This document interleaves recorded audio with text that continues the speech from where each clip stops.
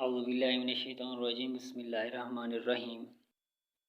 In the name of Allah, who is entirely merciful and specially merciful. Dear students, today we are going to tell you about relative pronouns. Relative pronouns के बारे में आज पढ़ेंगे. The use of relative pronouns, form of relative pronouns, और फिर हमारे पास last जो types इसकी बचेगी प्रोनाउन की वो होगा इंटेरोगेटिव प्रोनाउन. तो आज इसको वीडियो नंबर 5 के अंदर वाइंड अप करते हैं. देखते हैं रिलेटिव प्रोनाउंस क्या होते हैं. सबसे पहले आप फर्स्ट सेंटेंस को देखें. यहाँ पे I met Harry, Harry had just return. दो सेंटेंसेस हैं. तो अब इसको रिलेटिव कैसे करना है. तो रिलेटिव प्रोनाउंस का इस्तेमाल करके हम इसको एक ही सेंटेंस बना देते हैं. जैसा कि अब यहाँ पर सेंटेंस नंबर 1 को देखें. I met Harry who had just returned.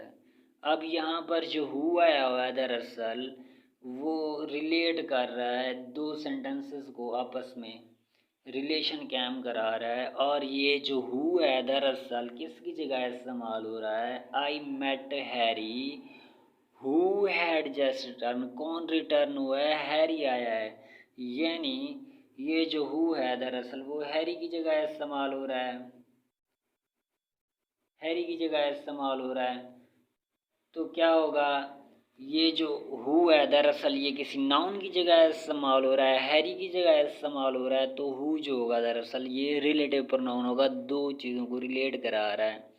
अब दूसरे अल्फाज में हम ये भी कह सकते हैं कि ये जो हु है ये दो सेंटेंसेस को आपस में मिला रहा है, दो स्टेटमेंट्स को आपस में मिला रहा है. तो जो दो स्टेटमेंट्स को, दो सेंटेंसेस को, दो क्लासेस को आपस में मिलाता है वो कंजंक्शन में होता है हमारे पास. तो हम इसको क्या कह सकते हैं. कंजक्टिव प्रोनाउन भी कह सकते हैं, क्योंकि ये प्रोनाउन भी है एट अ टाइम ये कंजंक्शन का काम भी कर रहा है. तो हम इसको कंजक्टिव प्रोनाउन कह सकते हैं. नेक्स्ट चलते हैं.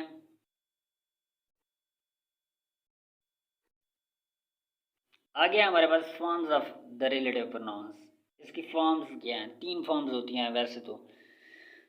Nominative, genitive and accusative 3 forms होती हैं. नॉमिनेटिव दरअसल सब्जेक्टिव केस होता है. जेनेटिव जो होती है वो हमारे पास पोजेसिव होता है. और जो एक्यूजेटिव होती है वो ऑब्जेक्टिव होता है. ये चीज़ आप याद रखें. अब वो कहता है जो हमारे पास रिलेटिव प्रोनाउन हु है, ये हु की फॉर्म्स जो हैं different forms for accusative and generative case. तो कौन सी फॉर्म्स हैं. हु जो है दरअसल खुद वो नॉमिनेटिव है, और जो हुज है वो जेनेटिव है, और एक्यूजेटिव जो है हुम है. तो हु भी लगा सकते हैं, लेकिन हु जो है ये इनफॉर्मल इंग्लिश के अंदर यूज़ होता है. मोस्टली जो फॉर्मल इंग्लिश में यूज़ होता है वो हुम ही होता है यूज़. अब आगे देखते हैं इस एग्जाम्पल को. दिस इज़ द बॉय और गर्ल. अब ऊपर उसने कहा सिंगुलर और प्लूरल या फिर मास्कुलिन और फेमिनाइन का फ़र्क यहाँ पर वो नहीं बताएगा आपको. दोनों के लिए एक ही वर्ड यूज़ होता है, हु यूज़ होगा. यानी ये इंसानों के लिए, पर्सन्स के लिए इस्तेमाल होता है, लिविंग बीइंग्स के लिए. दिस इज़ द बॉय और गर्ल हु वर्क्स हार्ड. अब यहाँ पर जो हु आया हुआ है ये क्या, ये एज अ नॉमिनेटिव केस के तौर पे यूज़ रहा है, हु वर्क्स हार्ड. अब यहाँ पर आगे देखें. दिस इज़ द बॉय और girl whose exercise. Exercise noun है, इससे पहले हुज आया हुआ है. तो ये क्या है, ये जेनेटिव है, पोजेसिव है. तो पोजेसिव हो रहा है, ये क्या है, जेनेटिव केस है. Whose exercise is done well. तो हुज यहाँ पर क्या है, जेनेटिव है. आगे देखते हैं. दिस इज़ द बॉय और गर्ल हुम ऑल प्रेज. जिसको सब तारीफ़ करते हैं, जिसकी, ठीक है, हुम. अब हु ऑल प्रेज भी कर सकते हैं, लेकिन ये इनफॉर्मल इंग्लिश है, ये मैंने अभी आपको बताया है. तो इसके अंदर ये कहता है it will be notice that the forms are the same for singular and plural, masculine and feminine. ये मैंने अभी आपको बताया है ऊपर कि ये सिंगुलर, प्लूरल और मैस्कुलाइन, फेमिनाइन सब के लिए एक ही यूज़ होता है. ये नहीं होता कि अलग अलग यूज़ होगा. आगे देखते हैं. आगे वो कहता है द रिलेटिव प्रोनाउन विच जो है, विच रिलेटिव प्रोनाउन जो है इसके जेनेटिव केस नहीं है. तो हम क्या करते हैं, हुज को इसके सब्स्टिट्यूट के तौर पे यूज़ कर लेते हैं. कैसे? A triangle whose three sides, वैसे यहाँ पर हुज नहीं आना चाहिए, हुज लिविंग बींग्स के साथ इस्तेमाल होता है, पर्सनस के साथ इस्तेमाल होता है। तो यहाँ पर क्योंकि विच का जो जेनेटिव केस है वो नहीं है, तो उसकी जगह हम सब्स्टिट्यूट की जगह इसका सब्स्टिट्यूट यूज़ कर रहे हैं, विच का सब्स्टिट्यूट हुज कर सकते हैं। A triangle whose three sides, यहाँ पर हुज जो है ये रिलेटिव प्रोनाउन है, whose three sides are equal is called an equilateral triangle. इसी तरह आगे चलते हैं। आगे वो कहता है हमारे पास एक और रिलेटिव प्रोनाउन भी होता है दैट, जो कि same form in a singular and plural. That जो है इसकी सेम फॉर्म होती है, सिंगुलर में भी प्लुरल में भी इसकी कोई चेंज नहीं होती। और फिर क्या है, नॉमिनेटिव और एक्विजिटिव केस में भी सेम होता है, लेकिन इसका जेनेटिव केस नहीं होता। इसी तरह मैंने ऊपर आपको कहा है कि किसका जेनेटिव केस नहीं होगा, विच का भी जेनेटिव केस नहीं होता। तो इसलिए हम क्या करते हैं, इसका सब्स्टिट्यूट यूज़ इस्तेमाल कर लेते हैं। इसी तरह दैट जो है इसका भी जेनेटिव केस नहीं है और इसका यूज़ भी नहीं होता, लेकिन दैट एक्विजिटिव और नॉमिनेटिव केस के अंदर सेम यही दैट ही रहता है, चेंज नहीं होता, और सिंगुलर प्लुरल सेम रहता है। जैसा कि वो कहता है, आखिरी फिक्रा देखें, take anything that you like, कोई भी चीज़ उठा लें जो आप पसंद करते हैं। तो दैट जो है यहाँ पर रिलेटिव प्रोनाउन है और इसका कोई भी जेनिटिव केस नहीं है, यहाँ पर ये सब्जेक्टिव केस के तौर पे यूज़ हो रहा है या नॉमिनेटिव केस के तौर पे। इस तरह आगे चलते हैं। द रिलेटिव प्रोनाउन वट, हमारे पास एक और रिलेटिव प्रोनाउन भी होता है जिसका नाम वट है। तो ये वट क्या है, what is use only in a singular, ये वह रिलेटिव प्रोनाउन जो कि सिंगुलर के तौर पे यूज़ होता है, बाकी जो है वो प्लुरल सिंगुलर दोनों के तौर पे यूज़ होते हैं, लेकिन ये जो वट है ये जस्ट सिंगुलर के तौर पे यूज़ होता है। And has the same form in nominative and एक्विजिटिव, और ये बिल्कुल दैट की तरह ही है, एक्विजिटिव और नॉमिनेटिव केस दोनों में सेम ही रहता है, चेंज नहीं होता। What has happened is not clear, अब यहाँ पर एज सब्जेक्टिव केस के तौर पे यूज़ हो रहा है या नॉमिनेटिव केस के तौर पे यूज़ हो रहा है, यहाँ पे एज नॉमिनेटिव नॉमिनेटिव केस के तौर पे। आगे लास्ट वाले में देखें, he failed in what he attempted, अब यहाँ पर ये जो व्हाट यूज़ हो रहा है ये फिर एक्यूजेटिव केस यूज़ हो रहा है, he failed in what he attempted.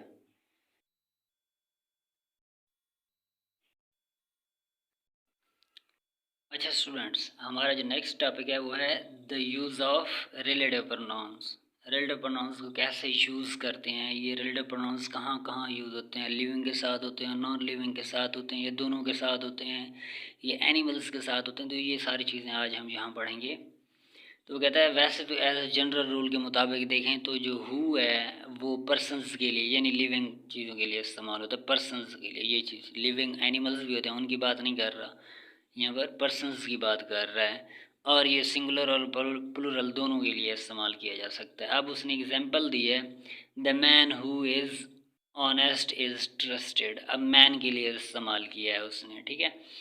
इसी तरह आगे चलते हैं, नीचे हुज़ की बात कर रहा है, ये अभी हमने इसके केसेस पढ़े हैं, हु, हुज़, हुम, तीनों केसेस पढ़े हैं। तो हुज़ जो है ये पोजेसिव फॉर्म है ऑफ हु की, तो is used in speaking of persons, animals and also things without life, यानी नॉन लिविंग के लिए भी होता है, एनिमल्स के लिए भी और पर्सन्स के लिए, हुज़ तीनों के लिए इस्तेमाल कर सकते हो आप। जैसे कि वो यहाँ पर कह रहा है, the sun whose rays give life to the earth, अब ये जो सन है ये दरअसल विदाउट लाइफ है, यानी नॉन लिविंग के लिए भी उसने इस्तेमाल किया। लेकिन वो कहता है आगे कि कुछ लोग जो सन को खुदा मानते हैं ख़ासतौर पे वो इसके साथ हुज लगाते हैं।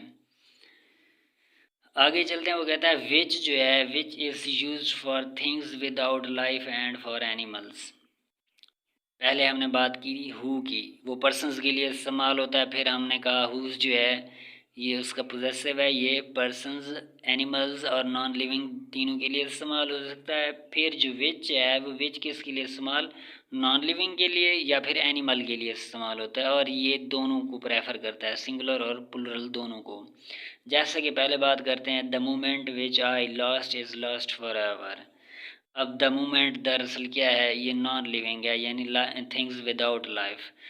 विच इज़ लॉस्ट, अब यहाँ पर इसके लिए भी हमने विच लगाया, यानी जो चीज़ नॉन लिविंग है। द बुक्स नॉन लिविंग है, ठीक है, और ये जमा भी है, प्लुरल है, यानी प्लुरल के लिए भी हमने क्या लगाना है, विच लगाना है।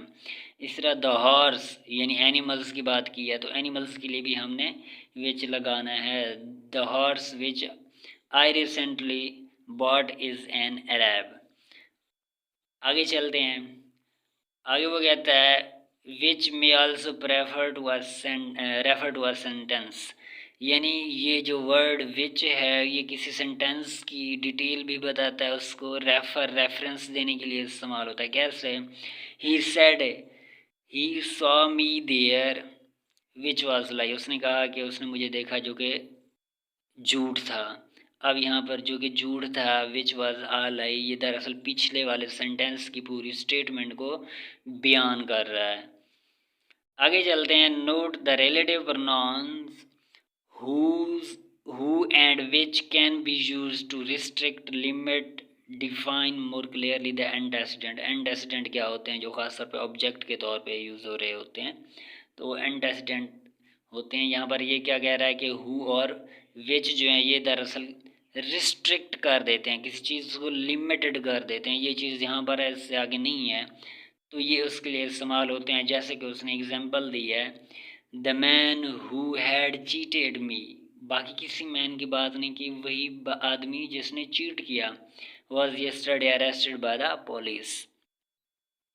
इसी तरह वो कहता है एडिशनल इन्फॉर्मेशन के लिए भी हम इस्तेमाल करते हैं, जैसे कि आई गेव हिम आ रुपी, यहाँ पर रुपी जो है ये दरअसल एंटेसिडेंट है। अब एंटेसिडेंट की इन्फॉर्मेशन दे रहा है यहाँ पे, I gave him a rupee which was all I had with me, वही सब कुछ मेरे पास था जो वो छीन के चला गया या मैंने उसको दिए।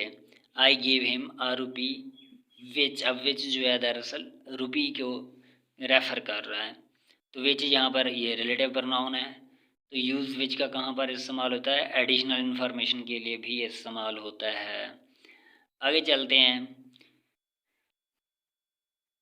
That is used for person and things. That एक प्रोनाउन होता है, रिलेटिव प्रोनाउन, ये पर्सन्स और थिंग्स दोनों के लिए इस्तेमाल होता है। ऊपर हमने कहा था हु जो है वो किसके लिए, पर्सन्स के लिए इस्तेमाल होता है, विच जो है नॉन लिविंग के लिए इस्तेमाल होता है या थिंग्स के लिए, लेकिन दैट जो है ये लिविंग के लिए भी और नॉन लिविंग के लिए, यानी पर्सन्स के लिए भी और थिंग्स के लिए, दोनों के लिए इस्तेमाल होता है। ये चीज़ आप याद रखिएगा। जैसा कि this is the boy that I told you of, यहाँ पर बॉय के साथ भी हमने दैट यानी पर्सन के साथ भी लगाया। नीचे देखें अंडरलाइन सेंटेंस को, I have lost the watch, यहाँ वॉच जो है ये थिंग है, दैट यू गेव मी, तो दैट जो है थिंग्स के लिए भी इस्तेमाल हो रहा है और पर्सन्स के लिए, दोनों के लिए इस्तेमाल कर रहे हैं हम। आगे यहाँ पर कह रहा है कि my father who is school master is 50 years old, यहाँ पर कहता है कि जो रिलेटिव प्रोनाउंस हैं जब वो किसी चीज़ को रिस्ट्रिक्ट कर रहे हों तब हम उसके लिए क्या लगाते हैं, हु लगाते हैं, अदरवाइज दैट लगाते हैं। कैसे, my father that is a school master, नहीं बिल्कुल नहीं कर सकते, क्योंकि ये किसी चीज़ को लिमिटेड नहीं कर रहा, रिस्ट्रिक्ट नहीं कर रहा। तो यहाँ पर जब रिस्ट्रिक्शंस की बात आ जाती है फिर हम हु लगाते हैं, दैट नहीं लगाते। हाँ अलबत्ता दो चीज़ें आ जाती हैं तो फिर हम दैट लगाते हैं, फिर हम हु नहीं लगाते। My father who is a school master is 50 years old, तो हु लगेगा, दैट नहीं लगेगा यहाँ पे। आगे वो कहता है हु तब लगाते हैं जब आपके पास बहुत सारे मेंबर्स हों, ठीक है, फिर आप उनमें से किसी एक को रेफ़र कर रहे हो। But if I happen to have more than one sister, I can say my sister that has been adopted by my uncle is ill, ठीक है, तो ख़ास सिस्टर की बात कर रहा है जो उसके अंकल ने अडॉप्ट की हुई है।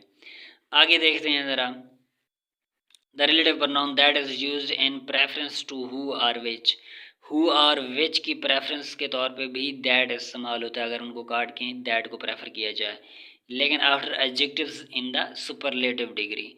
सुपरलेटिव डिग्री 3 डिग्रीज होती हैं एडजेक्टिव की, पॉजिटिव, कंपैरेटिव एंड सुपरलेटिव। तो यहाँ पर सुपरलेटिव डिग्री की बात कर रहा है, he was the most eloquent speaker that I ever heard. तो उसने कहा था relative pronoun that is use in preference to who are which, और फिर आफ्टर एडजेक्टिव से इस्तेमाल होगा। कौन सा एडजेक्टिव? वो भी सुपरलेटिव एडजेक्टिव के बाद, और किसी एडजेक्टिव के बाद यूज़ नहीं होगा। अब यहाँ पर एक मज़े की बात और आ गई है कि after the words all, same, any, none, nothing, ये 3 वर्ड्स आए, 4 वर्ड्स, ठीक है। तो all, same, any, one, nothing, ये जो वर्ड्स हैं इनके बाद हमेशा दैट ही लगेगा, हु नहीं लगेगा, ना विच लगेगा। All is not gold that glitters, that आएगा। He is the same, same आ गया, same man that he has been, तो फिर दैट लगेगा, हु हैज़ बीन नहीं होगा, गलत हो जाएगा।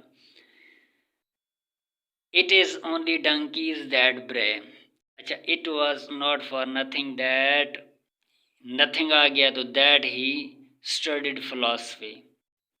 तो ये सारी चीज़ें यहाँ पर मैं आपको बता रहा हूँ, ये जो 4 से 5 वर्ड्स दिए गए हैं, ये जहाँ भी आएंगे इनके बाद दैट लगेगा। अब ये कहता है कि इंटेरोगेटिव स्टेटमेंट्स के बाद भी इंटेरोगेटिव प्रोनाउंस जब होते हैं हु वाले, व्हाट वाले, उनके बाद जब हमने कहीं दैट लगाना हो तो वो दैट लगेगा और नहीं लगेंगे हुज और विच नहीं लगेंगे। जैसे कि what is it that troubles you so much, who troubles करेंगे तो गलत हो जाएगा, विच ट्रबल्स यू गलत हो जाएगा, what is it that troubles you, that आएगा इंटेरोगेटिव प्रोनाउंस के बाद। इस तरह आगे चलते हैं। वो कहता है आफ्टर 2 एंटेसिडेंट्स, अगर 2 एंटेसिडेंट्स, 2 सब्जेक्ट आ रहे हों तो फिर आप क्या करते हैं? तो one donating a person, other donating an animal, उसमें से एक एनिमल्स को और एक पर्सनस को, यानी एक लिविंग और एक एनिमल्स को, एनिमल्स बीइंग को वो कर रहा हो, तो फिर आप उसके लिए क्या करते हैं? तब भी दैट लगाते हैं। The boy and his dog that had ट्रेसपास्ड on the club premises were turned out, तो दैट इस्तेमाल होगा यहाँ पे जब 2 नाउन्स या एंटेसिडेंट की बात होगी। What refers to the things only, अब यहाँ पर एक रिलेटिव प्रोनाउन है जो कि वट है, वो सिर्फ किस चीज़ के लिए यूज़ होता है? थिंग्स के लिए यूज़ होता है। It is use without an antecedent, और मज़े की बात ये यहाँ पे एंटेसिडेंट भी नहीं होगा। And is equivalent to that which, और ये विच के इक्वालेंट होगा। जैसे कि what is done can not be undone, ठीक है, या वट, या फिर that which can not be cured must be endured. तो यहाँ पर वो कह रहा है कि what is done, which is done भी कर सकता था, इक्वालेंट के तौर पे यूज़ किया जा सकता है। विच is done can not be undone दोनों तरीके से, या what is done can not be undone. तो वो कहता है विच और व्हाट दोनों इक्वालेंट के तौर पे यूज़ हो सकते हैं, वो उसके ज़रिए उसकी जगह पे इस्तेमाल हो सकता है, वो उसकी जगह इस्तेमाल हो सकता है, दोनों इस्तेमाल कर सकते हैं। वो कहता है अच्छा ओल्डर इंग्लिश के अंदर क्या होता है? In older English the word as was use as a relative pronoun, लेकिन जब वो सच के बाद यूज़ होता, वर्ड सच के बाद अगर एज इस्तेमाल होता तो वो रिलेटिव प्रोनाउन के तौर पे यूज़ किया जाता था। जैसे these mangoes are not such as I bought yesterday, तो यहाँ पर जो एज है वो एज रिलेटिव प्रोनाउन के तौर पे यूज़ किया जा रहा है। इस तरह वो कहता है the word as is also use as a relative pronoun after as following by an adjective, अगर इसके बाद फिर एडजेक्टिव आ जाता है तब भी ये क्या होगा?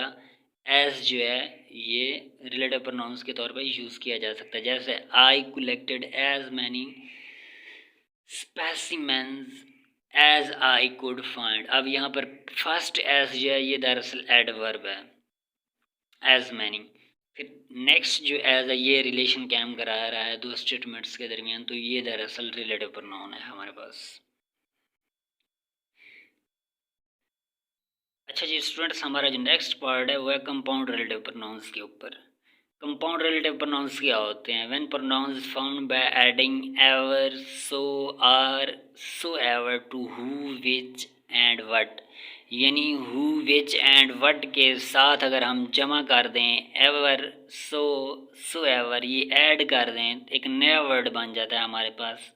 Who ever, who so ever, which ever, what ever या वट्स एवर, ये वाले जो अल्फाज बन जाते हैं दरअसल ये कंपाउंड रिलेटिव प्रोनाउंस होते हैं और इनके एंटेसिडेंट भी नहीं होते। जैसे अब उसने उसकी एग्जांपल दी है, I will take with me whom so ever you choose, whatever यानी एनीथिंग, किसी भी चीज़ की बात की है।